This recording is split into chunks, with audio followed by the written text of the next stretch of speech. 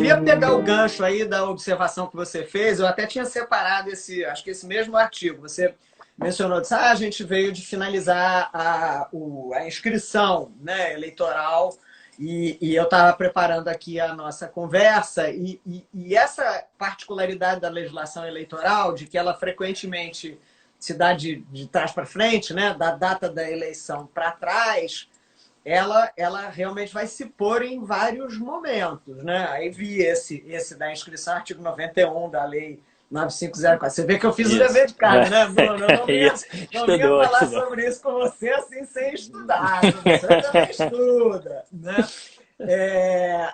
E a gente tem também, fora da legislação eleitoral estrito sensu, mas a gente tem na 9.504 e, em particular, na Lei de Responsabilidade Fiscal, e agora também, não sei qual o número que vai ter, mas no PLP 39, nos termos que ele foi aprovado pela Câmara, você tem limitações, você tem um período suspeito, né? Então, dentro do período X, que na Lei de Responsabilidade Fiscal lá pode envolver 2 quadrimestres ou 180 dias e tal, não se pode fazer isto, aquilo, outro, né?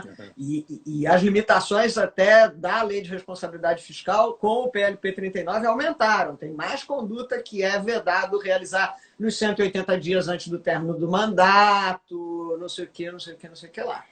E a gente tem essa contingência que a gente não sabe nem quando é o término do mandato e nem quando é a eleição, né? E aí, assim, o que a gente sugere ao gestor? Ou será que o tribunal já andou pensando nisso? Quer dizer, se aplica a ad cautela nesse prazo, por exemplo, esses que têm por referência o término do mandato, considerando o término do mandato mesmo, isso parece mais provável, e os que têm por referência a data da eleição, quer dizer, vocês, pelo visto, aplicaram o do 91, né, do prazo para inscrição, considerando o calendário ordinário, né? Mas, assim, como é que o tribunal está vendo isso? Como é que isso está sendo visto? Isso, a gente tem, a senhora falou, por analogia da Lei de Responsabilidade Fiscal, as condutas vedadas a agentes públicos, né, que pode, inclusive, transbordar em improbidade administrativa, que é o artigo 73 da 9.504, que ele elenca uma série de situações que não devem ser feitas pelo gestor público no período eleitoral. E, em alguns casos, ele excepciona e traz, em caso de calamidade, em caso de urgência comprovada, ou em caso de urgência declarada pela Justiça Eleitoral, dita pela Justiça Eleitoral, faculta-se a excepcionalidade. Então, a pessoa não podia fazer uma movimentação e, em caso de pandemia, no caso, né, a lei não fala isso, mas em caso de urgência, poderia flexibilizar isso. Só que qual é o problema do 73? Não são todas as medidas que estão ali em casa ali que têm essa excepcionalidade.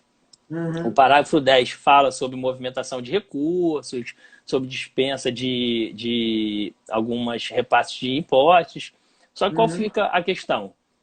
Eu entendo, analisando sistemicamente, né, o ministro Eros Grau falava que a gente não pode ler a legislação em tiras, né, o direito não se lê em tiras. Sistemicamente, a míngua do legislador não falar que outras situações hipotéticas podem também ser mitigadas, eu entendo que nessa situação é fundamental que a gente lê sistemicamente, entendendo que outras situações podem ser mitigadas. Então, eu vou dar alguns exemplos aqui na nossa live, utilizando muito o pessoal da saúde. Então, por exemplo, o 73 fala que não pode haver movimentação de pessoal, que não pode, nos 3 meses antes da eleição, que não pode haver um aumento, uma bonificação.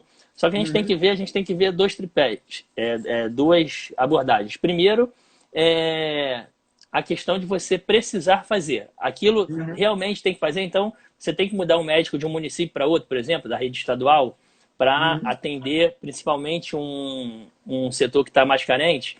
Você precisa dar uma contribuição maior pecuniária para um grupo de pessoas por conta de situação excepcional de economia? A situação se pôs? Não, maravilha.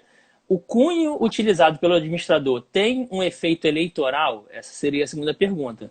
Não tendo e havendo a necessidade, eu não vejo como o tribunal, a Justiça Eleitoral como um todo, punir essa pessoa, desde que isso fique caracterizado. E aí, lembrando das suas aulas, sempre o uso debaixo do braço a LINDB. Então, assim, para o administrador, para o controlador e para o Poder Judiciário, nada melhor do que vai tomar uma decisão dessa, que você tem algum receio de que possa caracterizar o 73, fundamente bem, mostrando que há efetivamente a necessidade de se tomar uma medida daquela. Em alguns casos, tem administradores que estão buscando a justiça eleitoral.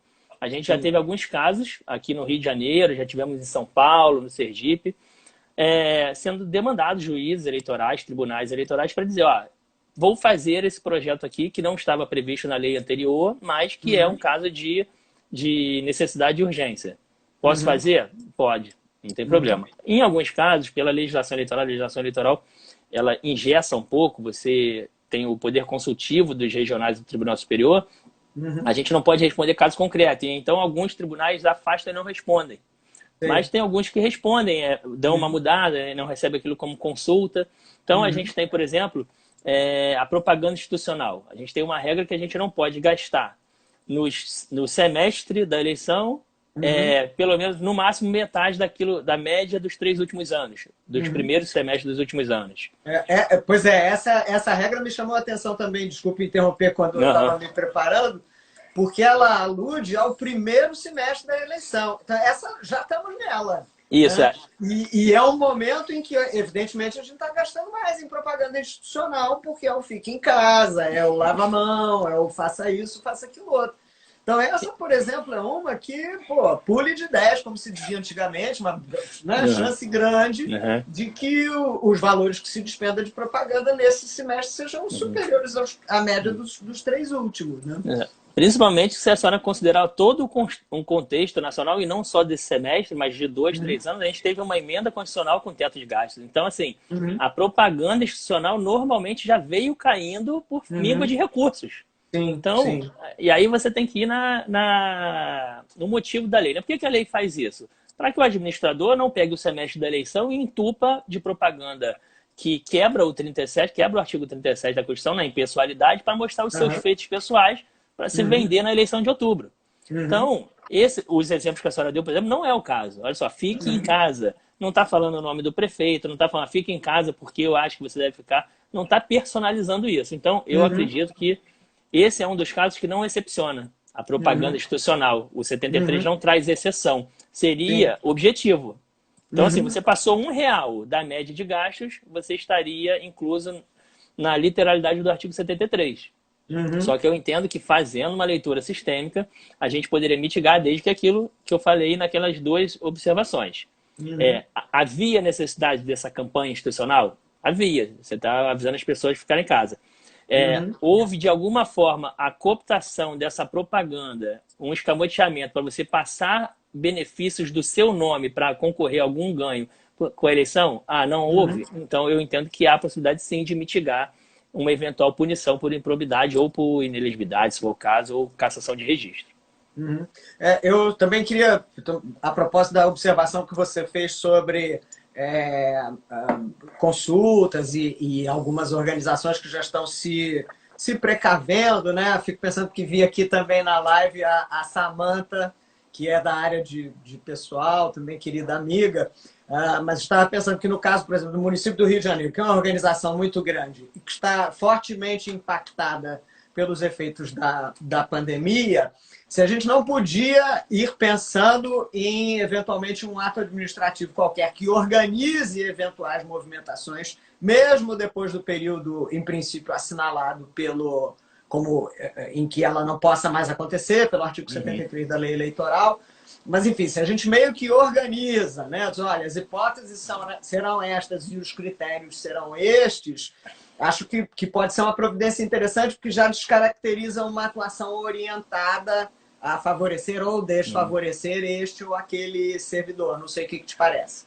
Não, eu acho que essa é a melhor solução, porque você primeiro trata a coisa de forma genérica. Então, assim, impessoaliza o negócio. Assim, eu não estou movimentando este médico. Porque pode acontecer de a pessoa ser um forte candidato, sanitarista, ainda mais nessa época, conseguir curar 100 mil pessoas. Então, essa pessoa, para ser candidata a vereador, é um pulo. Não, vou movimentar isso, vou tirar ele daqui, vou para outro lugar, que aí ele não vai ter tanto poder político. A lei busca mitigar isso, fazer essa tipo de movimentação, seja para beneficiar ou prejudicar. Agora, tem algumas situações que são até mais graves, professora. Então, por exemplo, a Lei 6490 de inelegibilidade fala em afastamentos compulsórios se a pessoa quiser se candidatar. Então, mais um exemplo que eu trago da área de saúde. O servidor público pode, para concorrer a mandato eletivo, se afastar 3 meses antes do pleito. Esse tipo de licença, ao meu sentir, não é discricionário da administração dar, porque você estaria restringindo direitos políticos. Como é que faz se 100 médicos pedirem licença do Rio de Janeiro hoje para concorrer a vereador? Olha só o conflito entre interesses muito grave. É interessante isso. Não tinha Então, pensado assim, a administração pode negar isso? Há quem defenda, a gente já discutiu em alguns outros grupos, há quem defenda a proporcionalidade, né? Só sabe que eu não gosto muito da proporcionalidade, que é a proporcionalidade de quem, né? Qual é o juiz que vai botar isso na balança, né?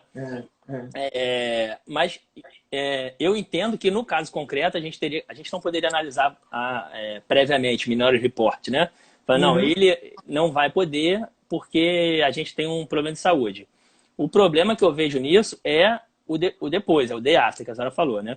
A gente já pegou, o Ministério Público já pegou alguns servidores públicos, por exemplo, que tiram licença para concorrer a mandato eletivo, mas ficam em casa, vão para a praia, estudam para outro concurso, efetivamente não fazem campanha. Eu entendo que essas pessoas, por exemplo, da área de saúde, se fizerem isso nesse período, devem ser punidas, independente da administração ter discricionariedade ou não de deferir a licença, porque aí houve um desvio de finalidade. Sim. Então, assim, mas a minha pergunta, o meu questionamento é até antes. Como é que um gestor público gere 100, 150 enfermeiros, médicos que vão sair para tirar licença 3 meses para concorrer a mandato eletivo? Que sinuca. Eu trouxe o problema para a senhora. A senhora me convidou, mas esse problema é do administrador. Então, assim, se fosse perguntado isso eleitoral, eu entendo que essas pessoas têm o direito de concorrer. Depois a gente vai ver se ela concorreu efetivamente ou se foi usado indevidamente. Agora, como é que o gestor público faz isso? Por isso que eu acho que a gente pode mitigar. Porque, fatalmente, esse gestor vai ter que contratar médicos ou enfermeiros para repor, se conseguir achar. Sim. Já é o problema que a gente já está enfrentando, né? Se conseguir achar esses profissionais. Então, assim, é um problema que se impõe e é super factível. Inclusive porque a gente sabe que esses profissionais de saúde estão num nível de estresse absurdo. Então, a gente pode usar isso como uma válvula de escape para tentar falar, não, vou parar um pouco. Com certeza. Deixa eu só fazer um parêntese aqui. Tem várias perguntas relacionadas a aumentos e benefícios fiscais, etc., no período eleitoral. Eu queria já dizer que está na pauta, quer dizer, eu anunciei as lives sobre responsabilidade civil e contratos administrativos, que era alguma coisa que eu tinha dito nas lives anteriores. Olha, está na pauta, eu estou arrumando alguém para falar sobre isso. E está na pauta falar sobre o PLP 39, que vai disciplinar exatamente essas questões, né? Quer dizer, o que é possível fazer. O PLP 39, ele altera a redação do artigo 21 e de outros dispositivos da Lei de Responsabilidade Fiscal e cria uma série de coisas que sejam vedadas a acontecer enquanto vigente o estado de calamidade pública determinado aí pela emergência sanitária. Então, povo, aguarde aí um pouquinho, porque nós vamos enfrentar isso. Nós vamos enfrentar isso possivelmente em outra live, porque a gente ainda tem umas coisas aqui para ver. E você que tem a sua pergunta nessa matéria, depois poste no Instagram da Pejonismo para a gente não deixar de responder. Mas eu queria trocar uma ideia com você ainda, Bruno, sobre um outro aspecto, que é o seguinte. A gente tem visto, e o PLP 39 padece dessa... Aliás, não é o PLP, enfim, é ele, né? Padece dessa dificuldade. A gente tem visto uma associação sempre muito direta entre combate à pandemia e pessoal da saúde. Da saúde e da segurança. Curiosa essa analogia, né? Essa aproximação. A aproximação que eu faço imediatamente na pandemia é saúde e assistência, mas não sei por que é saúde e segurança, né? Então, por exemplo, o PLP 39... no seu texto original, dizia, olha, não pode dar aumento, não pode fazer isso, não pode reajustar salário, para o pessoal da saúde e segurança. Na Câmara houve uma emenda, agora no último round de votação, e aí incluiu mais um monte de gente, né? E o pessoal está gostando da live aí, obrigado. A virtude é do Bruno. Enfim, incluiu lá uma série de outras categorias, Mas sempre me fica na cabeça que isso é uma visão de túnel, né? Porque, óbvio, o lulante que o pessoal da saúde é quem está diretamente envolvido. Mas é até uma observação que eu fiz numa outra live. Se o pessoal da Fazenda não trabalhar, a Secretaria de Fazenda não trabalhar, não tem folha de pagamento, não tem dinheiro para comprar insumo, nem para fazer respirador, não tem nada, né? Então, assim, me preocupa um pouco essa coisa de, não, só vamos excepcionar para o pessoal da saúde, né? Eu acho que a gente pode ter situações que dentro dessa lógica da motivação, né, de você demonstrar, olha, aqui este pessoal, esta categoria, pô, tem toda a pertinência, faz sentido com eles. Não sei como é que você vê isso. Não, a senhora está com razão, e esse tipo de restrição a um determinado grupo, a gente acaba toda a linha de produção. Então, por exemplo, a gente precisaria do pessoal de alfândega, de aduanas, receber insumos de países. Aí a gente faz o que com eles? A gente deixa eles ao léu, porque eles têm que fazer. O pessoal dos portos, o pessoal da Receita Federal, que tem que analisar, fazer a tramitação burocrática de recebimento de medicamentos, de equipamentos de segurança, de saúde. Aí a gente faz o quê? Não tem uma contrapartida. E aí eu volto a falar. Pela lei, a letra F da lei 73, você não pode, 3 meses antes, não vai poder. Ainda vem a lei que a senhora falou. Mitigando isso, a questão é, para fins eleitorais, isso tem um impacto, foi utilizado, foi escamoteado de alguma forma, um sentido escuso para fazer aquilo como um objeto de sua campanha?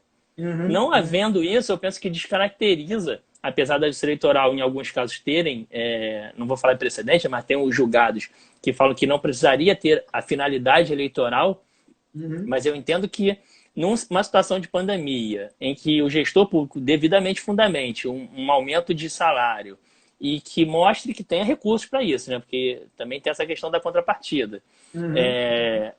E que aquilo não tem um fim eleitoral, que ele não está sendo dado de forma a beneficiar um grupo que o tenha como candidato, eu vejo que é possível fazer essa mitigação sem problema nenhum.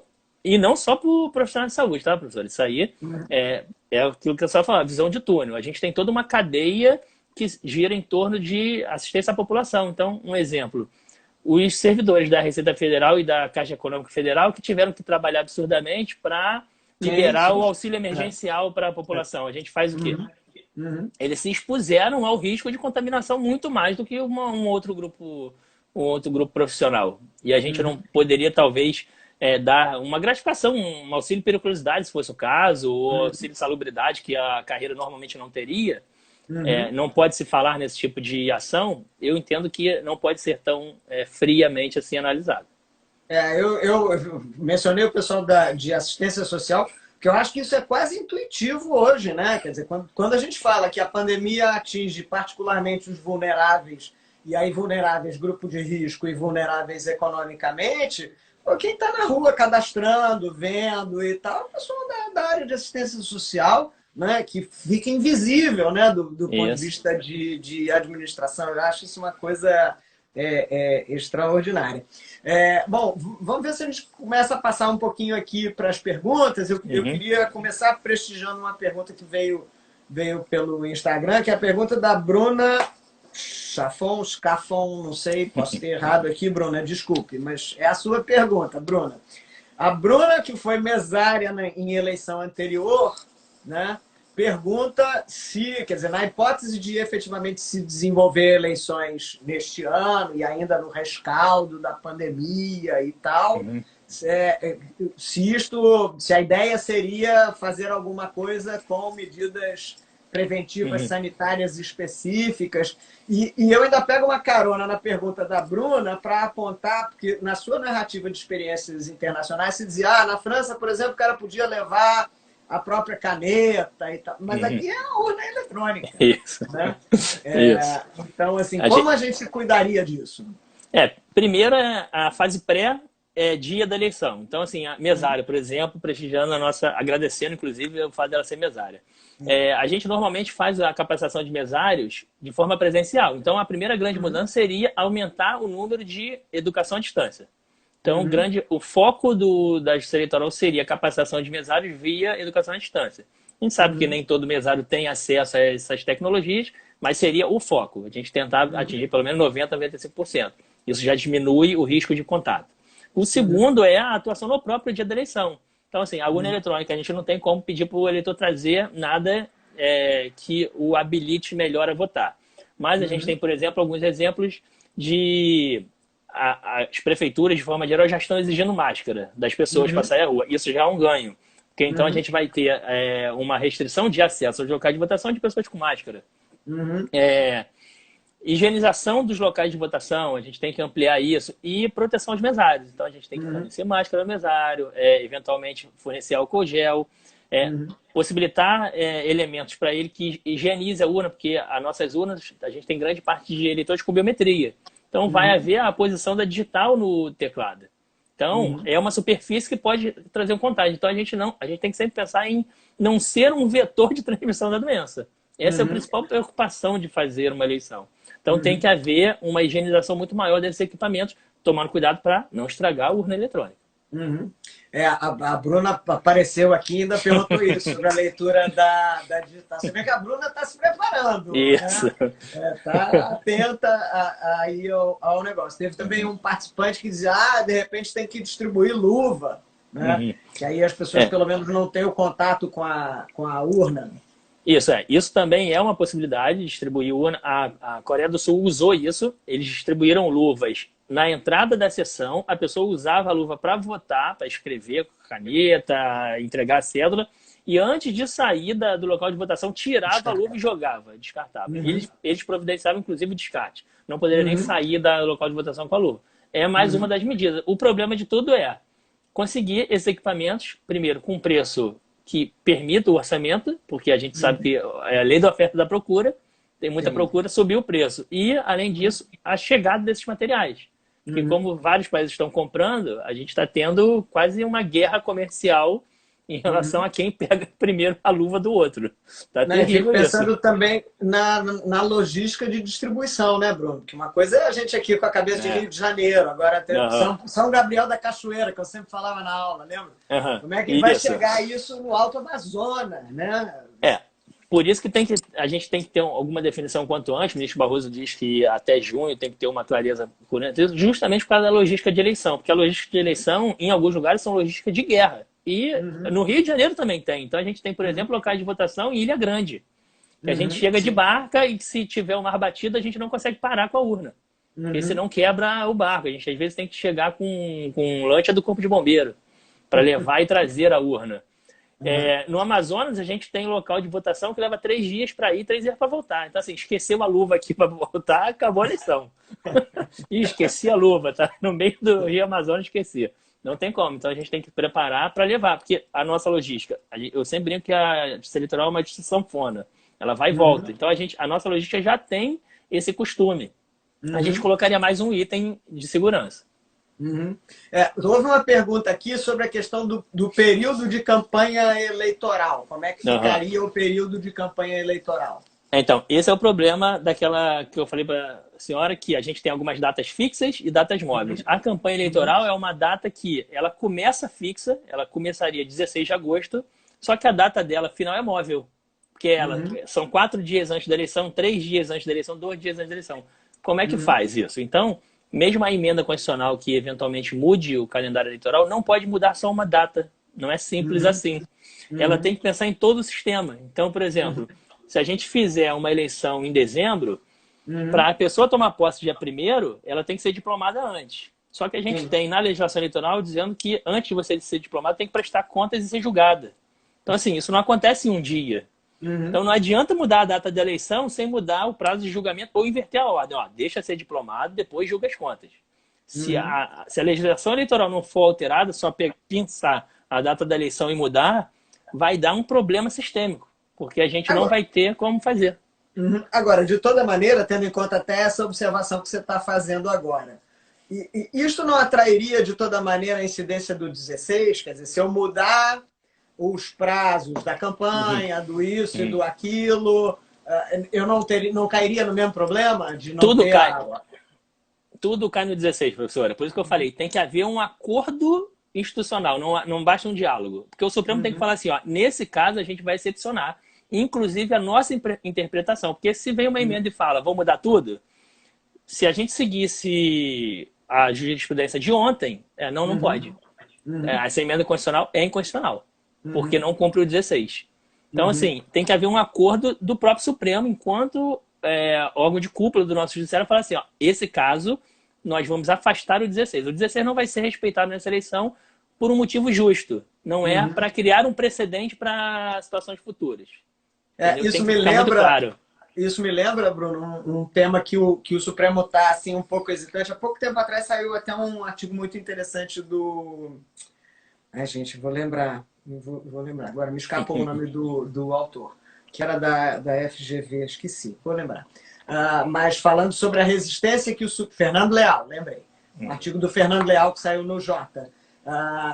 Explorando a ideia de jurisprudência da crise. Se o Supremo poderia, se nós poderíamos ou não poderíamos estar na iminência do desenho de uma jurisprudência da crise. E aí ele dizia da resistência que o Supremo Tribunal Federal tem em adotar isso dentro de uma lógica que faz sentido, que é de que eles são os guardiões da Constituição e que a Constituição tem permanência. Então, a jurisprudência da Corte Constitucional não é a jurisprudência da crise, é a da permanência. Né? Mas a gente tem visto, em alguma medida, né, nas decisões que estão acontecendo por agora, que ainda que sem usar esta expressão, jurisprudência da crise, mas o tempo todo o Supremo Tribunal Federal está dizendo, olha, essa situação é excepcional. Na sessão de ontem, o ministro Barroso falava, falando sobre, na 6344, discutindo a MP sobre competência para medidas de restrição em vias intermunicipais, etc, etc. Aí o ministro Barroso dizia, olha, eu tenho, para essas questões, neste momento de pandemia, para estas questões, me pautado por uma orientação de autoconstrição. Porque eu acho que há um complexo normativo tão variado e arranjos institucionais tão intrincados que o Supremo tem que dar uma recuada. Né? Eu estou aqui com a frase do Barroso ecoando na cabeça e pensando nisso que você está falando. Olha, é um complexo normativo, não é dizer, a data da eleição é outro dia. Que tem a data da eleição, da prestação de conta, da diplomação, da propaganda, do isso, do aquilo outro. Né? Então, assim, talvez seja tenhamos que encarar. Né? Esse é um momento de jurisprudência da crise. Para esses fins, nessa situação, que é mais atípico do que isso é impossível, né, Bruno? Que é uma crise mundial. Porque é isso, a gente entrou num paradoxo. A gente não pode nem fazer uma emenda, por exemplo, mudando o artigo 16. Porque ele entraria num paradoxo de ele estar mudando ele mesmo e tem que ter um ano. Então, assim, a gente não teria como nem criar uma válvula de escape mitigando. Então, talvez seja até uma experiência para o futuro de a gente colocar na Constituição uma flexibilização desse tipo, por exemplo, por conta do TSE. Se fosse o caso, eu nem gosto muito, porque eu acho que seria dar muito poder ao Poder Judiciário enquanto administrador. Eu acho que isso deveria passar pelo Congresso Nacional. Mas ter uma forma de, por exemplo, a gente poder mitigar casos em casos de excepcionalidade. A gente tem uma previsão disso legislativa na legislação eleitoral, que é o prefeito, o juiz eleitoral, o prefeito, numa situação de calamidade numa eleição, poder jogar outro dia da eleição, mas seria só no dia.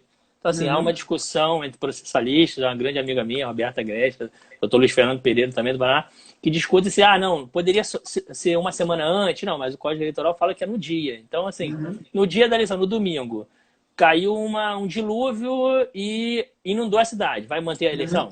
Então, assim, pode ser suspenso e jogar para um outro dia. O Código Eleitoral tem essa excepcionalidade. A Constituição não. Então, assim, não dá para a gente em junho dizer, não, vamos mudar e a gente tem base normativa para isso, entendeu? A gente fica num paradoxo. Eu estou ouvindo o seu comentário, estou me lembrando que numa outra live também a gente discutia assunto parecido e eu dizia, olha, talvez seja o caso da gente, acho que foi na live do Gustavo da Gama, talvez seja o caso da gente pensar, onde ele falava de pouca flexibilidade também no sistema tributário. E dizia eu, talvez seja o caso da gente pensar mesmo em ter um pouquinho mais de abertura, porque dizem os cientistas que esse tipo de situação que a gente está vivenciando hoje, uma pandemia mundial, pela circulação de pessoas, por uma série de coisas, é um risco mais real de acontecer com mais frequência do que a gente imagina. Né? Então a gente fica pensando, é essa agora e a outra foi a gripe espanhola 100 anos atrás. Mas eles dizem, pode ser que não seja assim, não. Né? Tem até um documentário interessante sobre isso na Netflix. É interessantíssimo, porque tem uma entrevista do Bill Gates, né, falando sobre os problemas da pandemia, que você acha que ele foi entrevistado ontem, porque é como se ele estivesse dialogando com o que nós estamos vivendo agora. Mas não, essa entrevista é no início de 2019, quando não tinha pandemia. E o que ele estava dizendo era que já havia avaliação científica de riscos exatamente dessa mesma natureza. O tempo voa, Bruno, a gente está quase terminando. Eu queria só espremer uma última, e eu tenho que terminar no horário, porque senão eu não consigo salvar a live. E a live depois ela é reproduzida no nosso canal institucional do YouTube. Mas eu queria espremer uma pergunta, assim, e se você puder responder com brevidade, porque depois precisamos das suas despedidas, que é a seguinte, quer dizer, ok, não temos clareza no período da eleição, mas a gente tem esses prazos, né, de constrição, de desincompatibilização, por exemplo, e tal. E aí, assim, se a gente tivesse que aconselhar uma pessoa que está considerando ser candidato e que teria, por exemplo, que observar um período de desincompatibilização, qual seria o conselho? Amigo, aplica como se fosse em outubro ou não? Joga na sorte. Não, eu entendo que deveria aplicar como se fosse em outubro. Porque, assim, quem abunda não prejudica. Então, não vai haver dúvidas ele sair agora, porque aí ele vai ficar mais tempo afastado. Mas se não mudar a data de eleição, ou mudar menos do que ele preveria que ia mudar, ele pode cair num problema de inelegibilidade por um descuido. E muito cuidado com essa descompatibilização efetiva. A gente tem vários casos que a pessoa descompatibiliza com a publicação no Diário Oficial da exoneração, mas continua atuando na área. Então, assim, isso já foi várias vezes atacado pelo TSE. Eu queria fazer um último registro, porque houve um participante que dizia assim, não, melhor mesmo é adiar, porque é tudo muito complicado e tal. Eu não consegui identificar o nick, mas assim, como quem já viveu o período em que a gente não votava, eu acho que adiar nunca é uma boa ideia. Deixa pra lá, não, que depois vai que a gente não consiga fazer de novo, né? Aí, assim, você como uma pessoa próxima dessa questão eleitoral e alguém que sofre as angústias, né, do impacto de um adiamento, como é que você vê isso? Melhor adiar ou não? Vamos lá lutar até o último homem para fazer.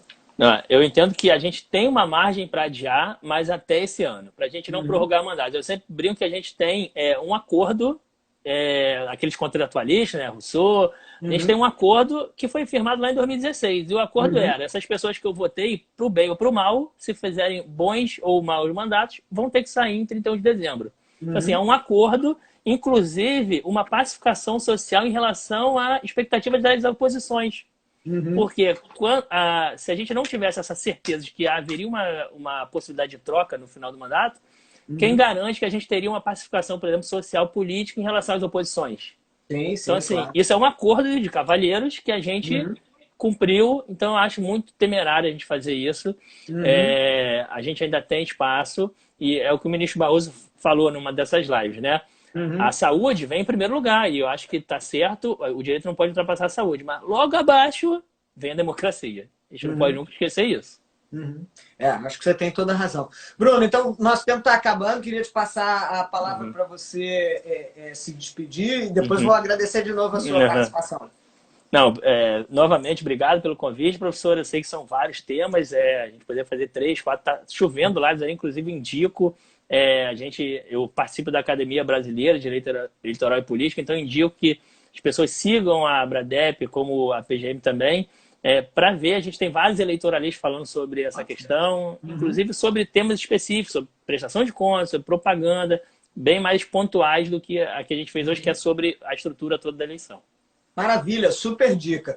Bruno, queria de novo dizer do meu prazer, acho que foi uma delícia a conversa, porque visitamos temas de toda a ordem. Foi muito, muito bom para mim ver um aluno, uma pessoa com quem, um colega pesquisador, que está fazendo uma pesquisa empírica belíssima, discutindo esse tema assim tão atual. É um orgulho também para o PPGD da Universidade Estácio de Sá. Trago um abraço também do pessoal do PPGD, que soube que você ia estar participando. Queria agradecer as pessoas que estavam conosco, né? Lembrar que se você, porventura, tinha uma pergunta a fazer que não houve tempo para a gente responder, ponha no Instagram que eu vou encaminhar para o Bruno para a resposta. Dizer de novo que essa live vai estar disponível no canal do YouTube daqui a um pouco mais, precisamos só editorar. E convidar vocês, então, para a próxima live do PGCS, que vai acontecer na segunda-feira, dia 11 de maio, no tema de responsabilidade civil da administração pública e pandemia.